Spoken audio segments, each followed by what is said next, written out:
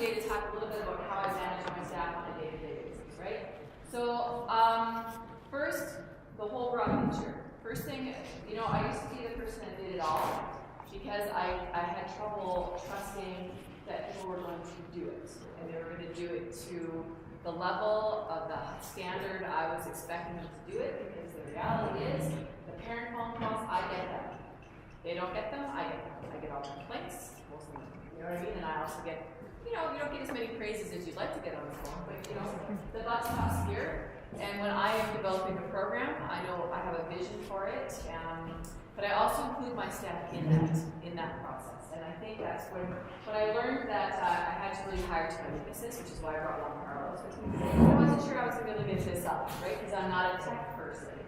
So I know for a fact that that's not my area of strength. I need to make sure on my team that I have that. So the first process was me figuring out how I am as a leader and what my idiosyncrasies are and how to work with those. Now, I've been doing this for 28 years, so it has been a long process. It's not been an easy process, but if I were to go back, I would say you have to find people that you trust to talk to you about how you are as a leader, or just how you run things. You know, your spouses are usually, you're like, no, don't ask my spouse. They're going to give you the honest answer, right?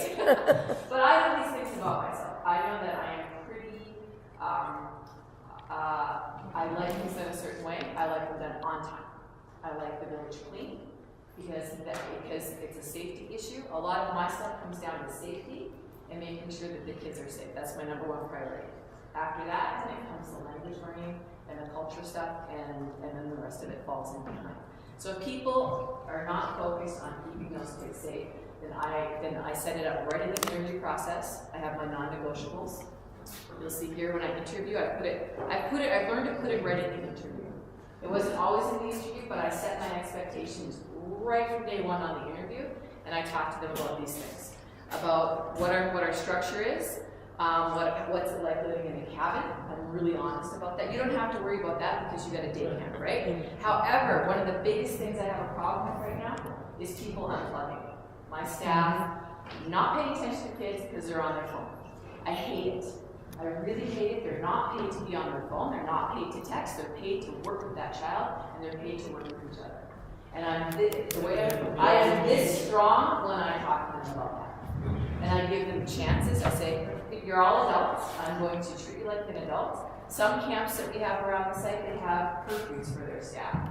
I don't believe in that. I believe that, you know what, you're an adult, you know how to manage your time. If I start seeing that you're dragging and you're not pulling your weight, you and I will have a conversation, and then we're going to go from there. And you might get a personal curfew, but I'm not going to do a whole staff like that. So I set it up in such a way that you personally have your own ownership for your time with me in the village, right? And they will tell you that. The team that you see over there right now, the 10 of them, while Carlos has been on staff for about 10, this is 10th year, as he's getting into the work here. Mariano's been with me.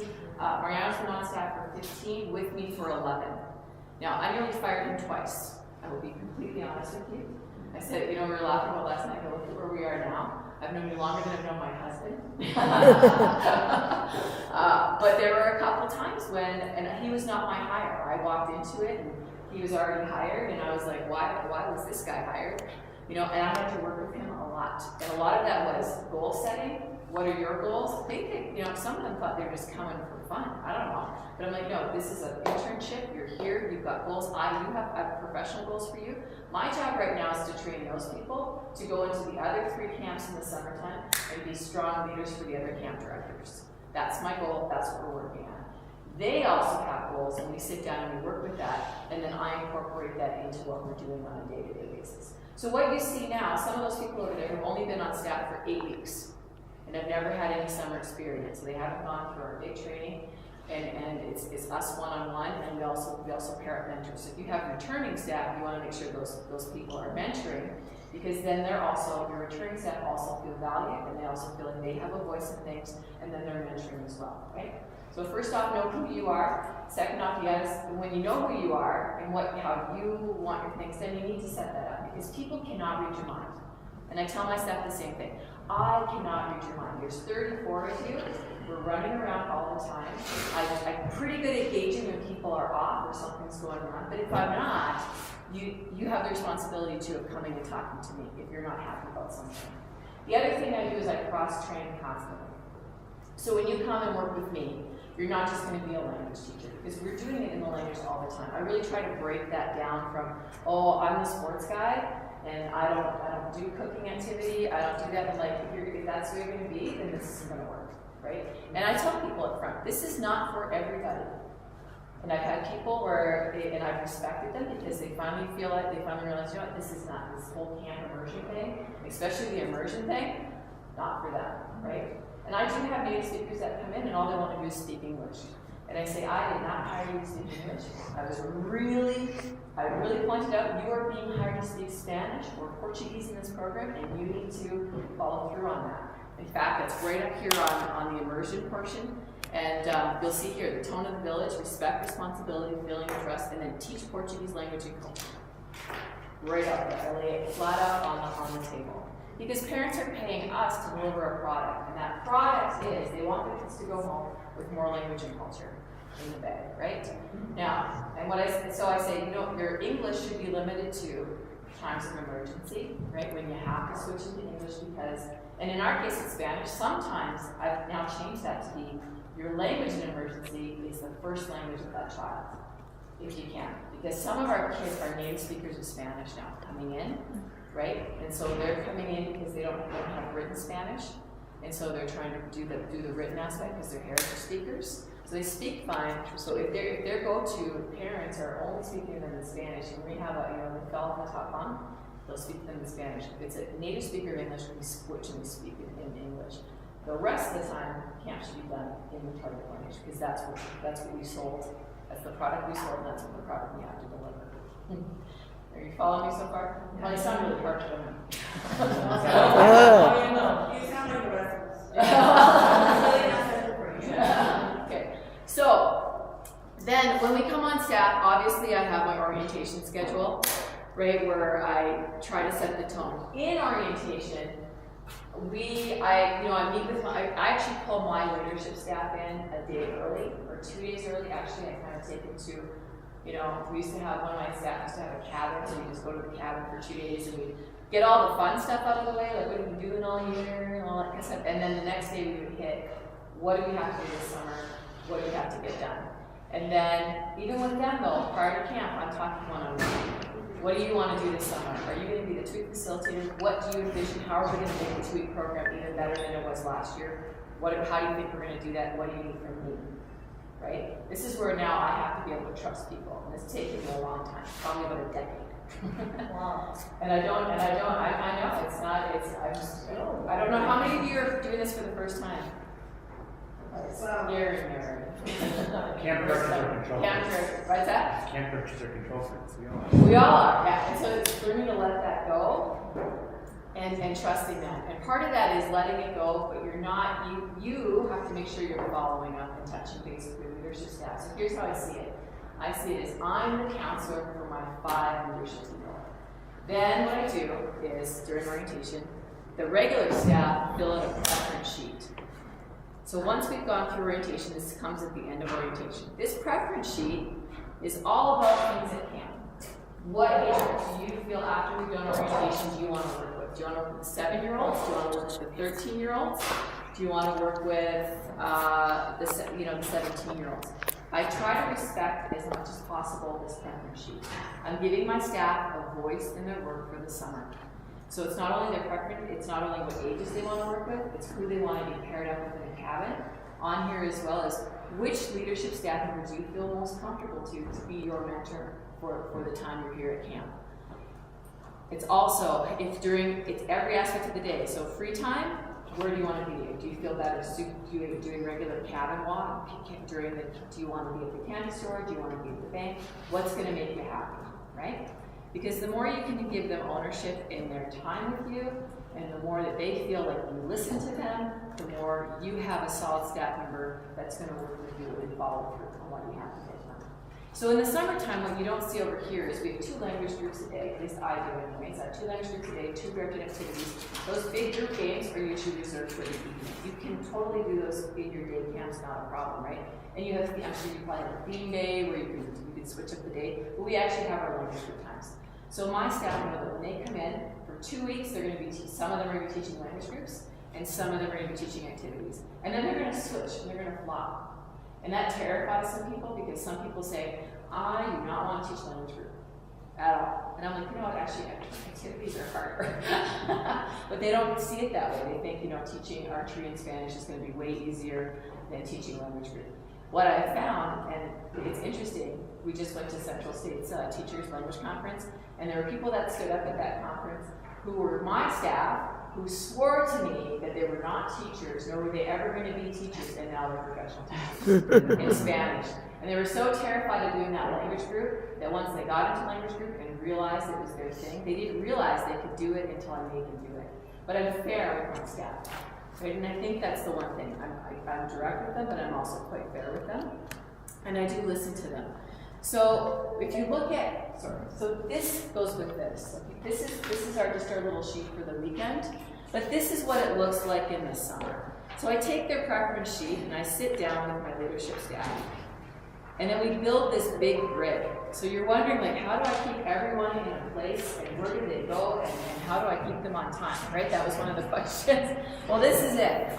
This is called the where am I grid. It's where am I and where should I be?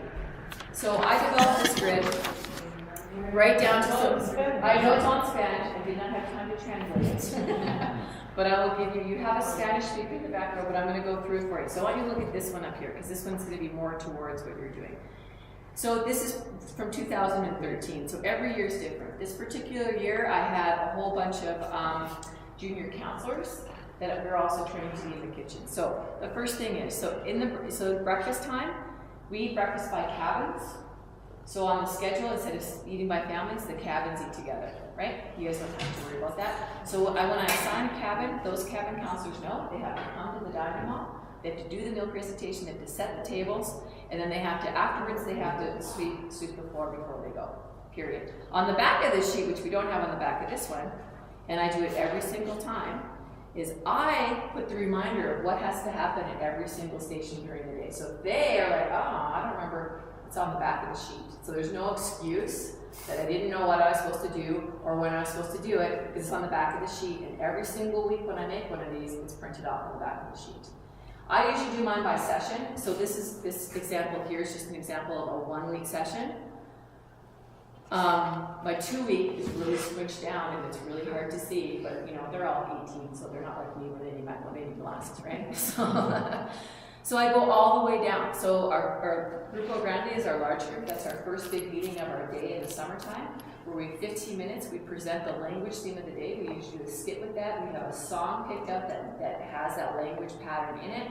And then we have the word of the day, which is some crazy Spanish word that they might never ever, encounter somewhere else, but they always remember all the time. So we incorporate fun into that. But I have it set up so those counselors, if they're up there, they know that ahead of time, they're planning for that day. And there's a 2-week facilitator that oversees that, right? So I have a leadership staff member that knows that these are my people, I'm gonna meet with them, they're gonna do their skit, they're gonna bring up their song, and they're responsible for that. So everything is mapped out ahead of time. So they would get this grid first thing Sunday morning in between sessions, and I give them time to work on these things. So it's not like they're running all the time. So if they're doing language groups, then during the activity time period, they will meet with that language leadership staff member, and they'll talk about how their language class went. They'll talk about what's coming up in the curriculum, what ideas they have, and how many games and sort of things they're going to do. I always tell them to make, if they think they're going to need 4, do 12. And then they brainstorm together and they work together as a team. Same with the activity people. When they're not in activity, they have their first hour, they know they have to come to the office, they have to meet with the directed activity leadership staff member, and then they work with that. And I don't know how your day camps are set up, but I'm assuming you do have some leadership staff beyond you, correct? Yes? Or is it just all you? You have some people, right, that work that you trust, that are moving things forward. Okay. So this is how I do it. Right down to who's cleaning the bathrooms, when they're cleaning the bathrooms, who's in the cabin. You don't have to do that. Who's taking out the snack? I mean, I have to be that specific. If I'm not that specific, see, I've got Marion that snack right. Who's taking it out and who's supervising? Because if I'm not that specific, then no one does it. No matter how good they are, no one will get it done if I don't have it on this list. The other thing, the reason I like this list is because if a situation comes to my office during the day, then I know exactly who is supposed to be where supervising, and I can go find that counselor and I cut through a whole bunch of who is here, who is there. I know exactly who is supposed to be there, and that's the people I go to. So if a kid comes and say, I was bullied during cabin cleanup time, or I was bullied during snack time, then I'm going to go talk to those staff and try to solve that problem and figure it out. Okay? The staff know the one rule I have about this grid is they cannot change this grid. If they feel that they have to be somewhere and do something else, they have to come directly to me and only to me, because then I will make that swap out. I'll either swap out a leadership staff member, usually, before I swap anybody else out. The other thing with this grid is I actually down here during free time, so we have a lot we have to do during free time. We have, it's their free time, not our free time. Although, you know, because we're a residential program, we do staff have 2-3 hours a day on their own to do whatever they want. So I got to program it. So I got to keep all of that in my head. You don't have to. You guys start at 8 o'clock and end at 5. 9 to 4. 9 to 4-ish, and with just one meal a day, just the lunch meal a day with 2 snacks. Okay. It's different from each camp. Each camp is different, and some of you have a store, and some of you don't have a store. Yeah. Okay. So, for instance, during my free time, if you were at my village, you saw that, you know, I have supervision happening. That's Vigilancia right there. So, zone 1, 2, and 3. The camp is divided up into 3 zones. These are the people on Monday that are going to supervise those zones. Then I have the bank, I have the store, I have the beach with the lifeguards.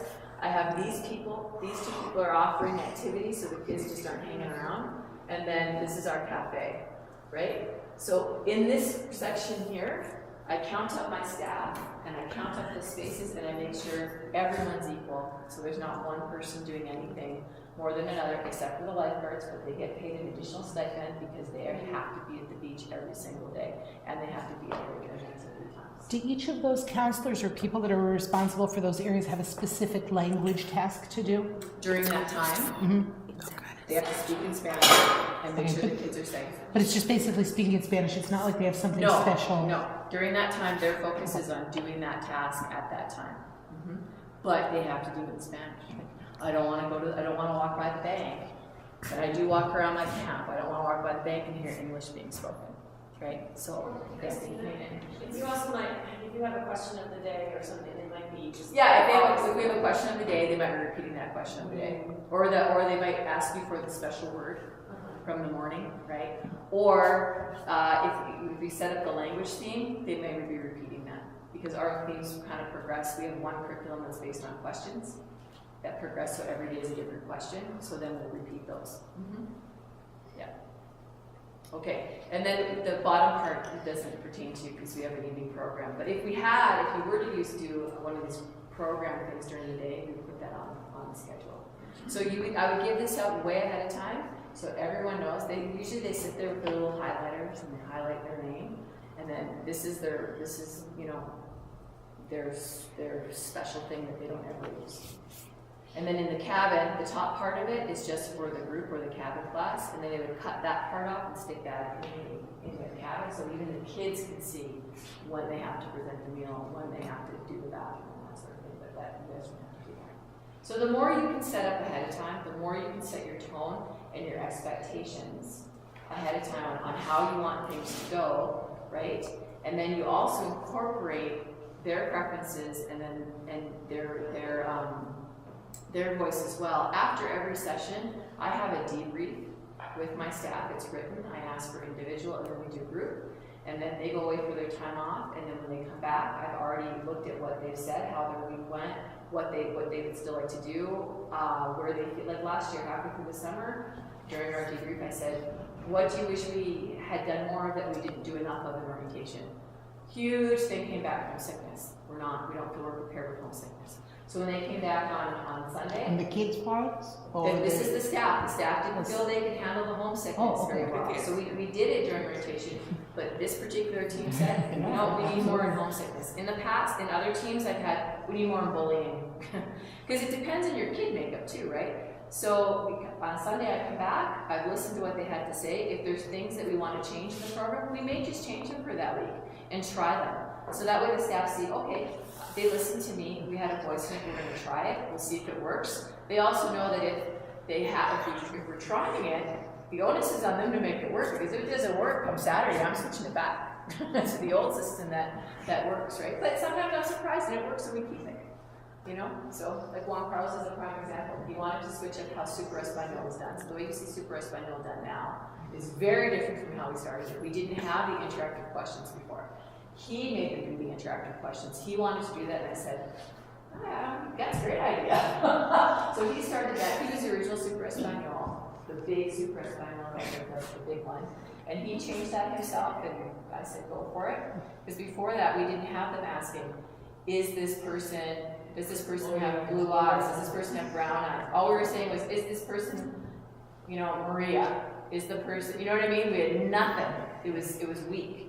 And now he totally turned it into a huge language moment that is so much better than what we've been doing for 10 years. Yep. So, do you guys talk between the villages on these things? Because they're different. I mean, it's the same concept, but they're different. They are different, and it's going to be, and that's, you're all different here, so you're all going to run your own thing the way you're running things. So we do talk about it, but you know what? I can't convince the Germans to do it the Spanish way, and I can't convince the Spanish to do it the German way. Hopefully the Germans will get it. זה אינדיבידואלי, בין בן אדם שלנו. You're wrong. I was a villager. That's what they would say. They'd say, oh, we've been doing that for 50 years. No, I was a villager, I can tell you. I got 35 years in this place. Okay, so we do talk about things, and like there's things that I've taken from other villages. Like this grid here, I saw that the first time in the 80s, back at the rustic French camp over at Hackensack. And now this idea was a French staffer from Paris who said, you know what, I can't take it. I gotta organize these people. And she organized it, and then it was all written by hand before, and like French handwriting, I couldn't read it half the time, it was a crank photocopier, Now it's like this, right? And then I've made it and I've adapted to myself. So I've worked for 9 different camp directors in Sealville alone, plus I've worked with other camps. Right, so I've taken stuff, and I do actually go to other camp. I used to sit on the American Camp Association board for the Northland section, which is this region, and I did that for 10 years. And so I would go once a month to meetings with other camp directors, doing really cool things. And so a lot like that binder you see over there, everything in that binder is probably from other camp directors, like things that I've taken from them, like, hey, that's really cool. So we meet usually once or twice a year. We wish we probably would meet more than that, because we do share ideas. We have business to get done, like you have business to get done. And personally, I like more sharing, right? So we do share, but I can't tell them to do it my way.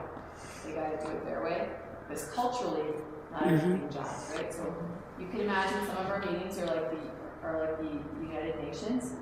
Not a bad thing. Oh, we're talking. Comes to one songs in that day, right? Was the video? Well, I don't video. Oh, that's a good question. I think I'll just walk out and find coffee or beer. But even on our stuff, like right now, I have the 10 that I have Argentina represented, Colombia represented, Venezuela represented, Mexico represented, and the Americans, right? So those cultures totally cook differently. So even trying to do lunch, right? Like I hear about the menu. I see the menu right now, and I'll like Brazilians. We have 7 countries represented. Angola, the food's spicy in Africa, right? So I put the spicy African stuff on the menu, and the Brazilians come up to me. Look at my forehead, you're killing me. Right? I'm like, this is not Brazil camp. This is Portuguese camp. This is the whole world, right? And they're like, my skin's terrible. It's too spicy. And then I'm going to tell the Argentines they actually have to eat broccoli, right? So like in the interview, I actually say, There will be some spicy food, because the Argentines don't eat anything spicy, they don't eat anything green. Right. And on the, we have a no thank you bite thing you gotta do, unless you have a dietary restriction or you're gonna die from anaphylaxis. We ask you to take a no thank you bite, right? We ask you to take a no thank you bite. And I don't care if you tried broccoli before. You haven't tried broccoli before here. And the step, I've actually had to sit Argentines down in a meeting, and I have to say, you guys are setting the tone. You're the example. If you're not going to take the bite of broccoli, no one else is going to take the bite of broccoli. And the kid, you need a well-balanced diet. You're killing your pancreas. This is where my doctor said the nutrition on it. But, it's like, sometimes you have to be that specific about it, right? And then, of course, they come in and like, well, this doesn't taste the way my mom made it. But we're making it for 160. Your mom can make it for 160. So it's not going to taste exactly the way grandma made it, And that's in the culture. Like, we have a rule at camp, you probably didn't see this, but steadfast. We put where the country the meal is from, right? And I don't know if you probably won't have this issue, but we have different vocabulary. Like, there's 7 different words for green beans. Right? And so we put the country up there. And if it's that country, I don't want to hear the Mexicans shouting out what it is in their country, because they do that. But, well, that's not the word. And then they shout out the other word on top of the counselors doing the presentation. Right? So I'm giving you anecdotes, but they're serious because it really mucks up the kids. Like, and you're trying to keep the kids, and so we tell the kids, we're very specific. This is the word in this country, this is the word in this country, and we use it as a teaching moment at the table to discuss other things, right? But in that moment, that's one of the things I tell them. You cannot interrupt the staff member in front of the group while they're teaching. You're being disrespectful. You're taking the